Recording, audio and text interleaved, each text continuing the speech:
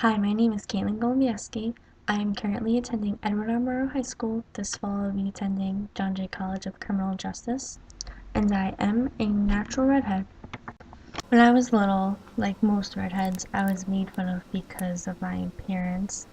I had long, curly red hair, freckles, pale skin.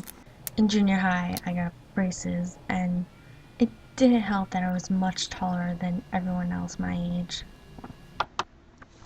I think it was when I entered high school that I realized that on top of all the baggage that comes along with being a redhead, besides freckles, pale skin, and easily being bruised, I also discovered I didn't have a soul, according to a South Park episode. I remember random people coming up to me and telling me I had no soul. And after I stepped out of my shell a little bit and discovered this South Park episode, I got very defensive. So instead of ignoring people, it was more like, "Why are you so white?"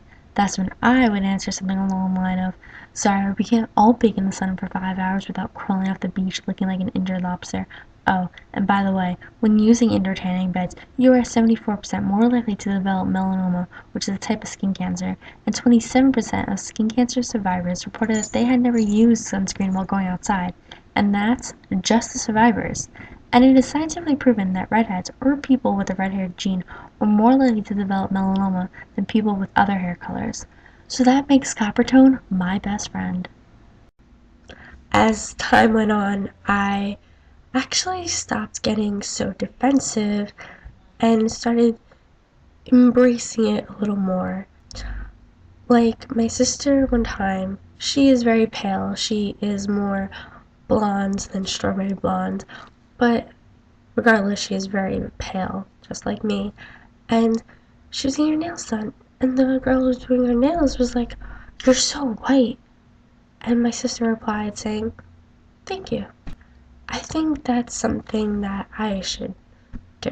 And so when people continue to say that, I just say thank you. Or, "Yes, I know.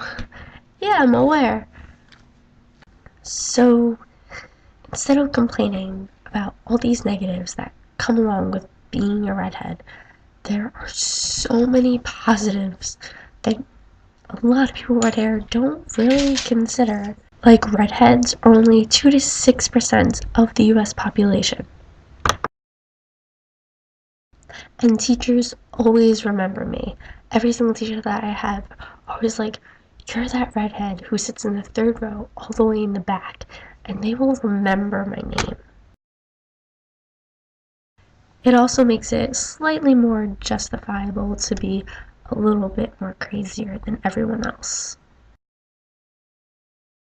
Because there are a good amount of actors, athletes, political leaders who are redheads, it kind of makes you feel like they're only, what, 2% of the population, and they got pretty far. So why can't I?